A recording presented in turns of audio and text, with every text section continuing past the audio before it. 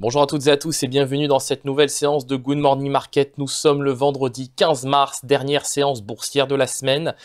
La session du jour sera dominée par plusieurs thématiques. On aura évidemment le Brexit, traditionnel Brexit désormais, les relations commerciales sino-américaines et surtout cette séance des 4 sorcières qui marque l'arrivée à échéance des contrats d'options et contrats à terme sur les actions et indices.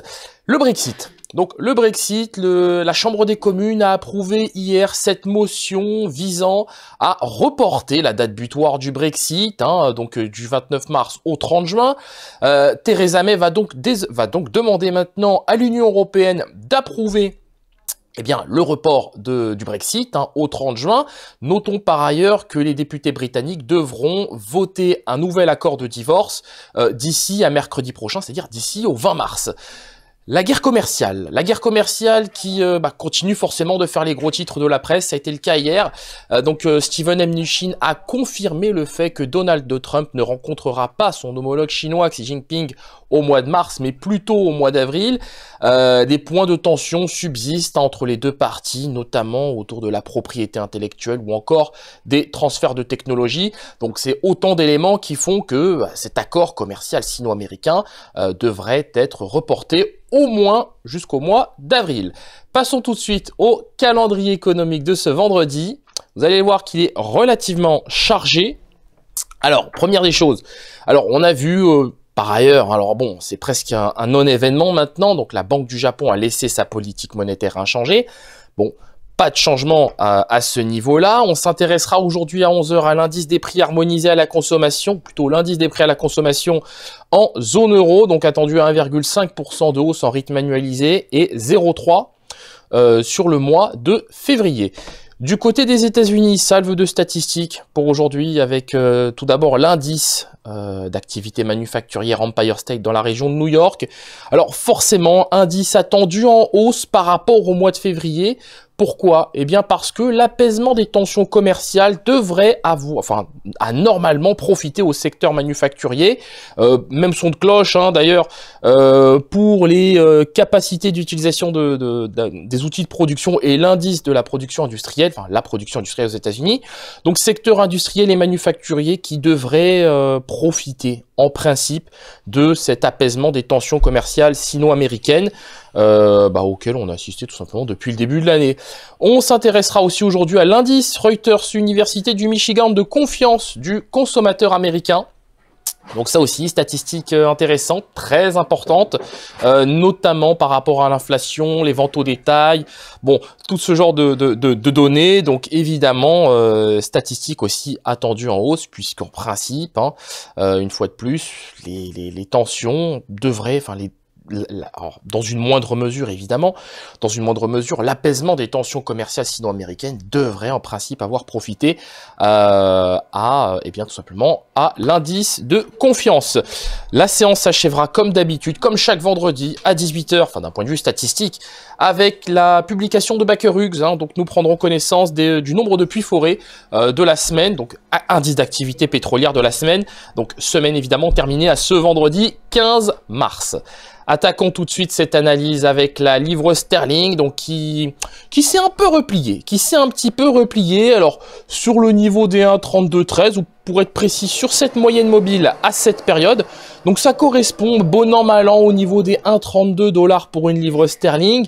Bon, il n'y a vraiment pas péril dans la demeure sur cet actif, bien que la volatilité soit à son zénith sur la livre sterling et qu'on constate l'accumulation de positions vendeuses, mais qui pour le moment ne se matérialise pas par une baisse significative de cette livre sterling, c'est-à-dire qu'on n'a pas revu typiquement le niveau des 1,30 ou encore celui des 1,29, bien au contraire, on a un actif qui se montre résilient autour du niveau des 1,32. Donc dans ce contexte, tant que les prix évoluent au-dessus de cette moyenne mobile à cette période, nous conserverons un biais positif. Par contre, en cas de rupture du niveau des 1,32, là on aura tendance typiquement à viser le niveau des 1,31, 37, 1,31, 40 sur le niveau de la moyenne mobile à 21 périodes, et en dessous évidemment ce sera le niveau des 1,30, 40. Du côté du DAX, alors le DAX qui forcément est très volatile en cette séance des 4 sorcières, et c'est tant mieux Tant mieux, puisque on a vu que l'indice a testé aujourd'hui au plus haut de la séance le niveau des 11 647 points avant de se replier sous les moyennes mobiles à 7 et 21 périodes en M30. Donc rupture d'ailleurs du support des 11 630. Retour probable sur le niveau des 11 600 à court terme. On en est, enfin 11 595 pour être précis. On est à 11 609. On ne devrait pas avoir trop de mal à rallier ce niveau. Attention, en cas de rupture, on pourrait assister à un retour sur ce niveau des 11 573. Toile de fond très agitée aujourd'hui, très animée. Donc, eh bien ça va clairement être une très bonne séance pour les scalpers. Voilà, ça va être une vraie séance de scalpers, en tout cas sur le DAX 30, puisque là on voit que la baisse continue, ça s'accélère en direction de 11 500, pardonnez-moi, 95. La paire euro-dollar qui poursuit son ascension, voilà, donc la force tranquille, hein, l'euro-dollar, la force tranquille, en H4, hein, on voit que les prix ont tendance à aller chercher le niveau des 1,1340. Bon, vous le savez, nous, sur la paire euro-dollar, on a un biais positif, puisqu'on a une Fed qui se montre patiente, alors une BCE qui est plus que patiente, ça c'est forcément, mais du côté de la zone euro, on notera qu'on a quand même eu de très bonnes statistiques cette semaine. Je pense bien sûr à la production industrielle, qui a bien progressé au mois de février, donc forcément, c'est quelque chose qui profite à l'euro, et ça se retranscrit sur les cours de cette paire euro-dollar, qui devrait sans beaucoup de difficulté retrouver aujourd'hui le niveau des 1,1350. 1,1350 $ pour 1 euro, évidemment. Du côté du WTI, alors, enchaînement de bonnes nouvelles cette semaine sur le WTI, entre les stocks de pétrole aux États-Unis qui diminuent, entre la production de pétrole américaine qui diminue, entre l'OPEP qui nous a dit hier que que l'organisation des pays exportateurs de pétrole devrait poursuivre sa politique visant à réduire sa production de pétrole. Alors forcément, ça donne un WTI qui se renchérit, qui progresse. Nous le disions déjà en début de semaine, nous visions le niveau des 60 $ le baril. Nous sommes à 59,16, donc plus vraiment très loin de ce niveau des 60 $ le baril. Donc on y va, et on y va tranquillement, j'ai envie de dire, sur ce contrat WTI. La toile de fond est haussière et est très saine pour le coup. Donc oui, nous confirmons notre biais acheteur sur le contrat WTI en direction des 60 $ le baril. Terminons cette analyse matinale avec l'indice S&P 500 qui, lui aussi, a bien rebondi depuis vendredi dernier. Alors, on s'est fait peur le 8 mars, c'était vendredi dernier, avec la rupture de ce support des 2737 points. On a même failli toucher la moyenne mobile à 200 jours, 200 périodes sur cet indice DAX 30. Alors, il s'agit là de la moyenne mobile exponentielle, je le précise.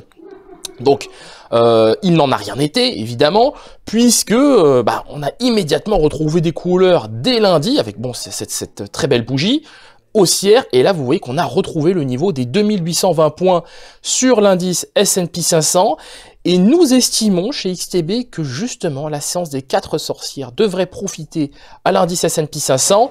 On l'anticipe sur de nouveaux plus hauts annuels, typiquement le niveau des 2825 ou encore le niveau des 2830. Alors, on devrait avoir un petit peu de mal à faire ce niveau de prix, mais si on tient compte des statistiques dont on va prendre connaissance aujourd'hui et des flux acheteurs qui se mettent en place depuis ce matin sur les contrats à terme américains, pourquoi pas un retour sur le niveau des 2825 à peut-être même 2830 points sur cet indice S&P 500.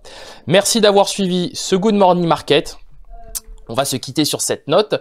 Nous vous souhaitons une excellente séance de trading, une très bonne journée. N'hésitez pas à partager, liker ou encore commenter cette vidéo. Au revoir.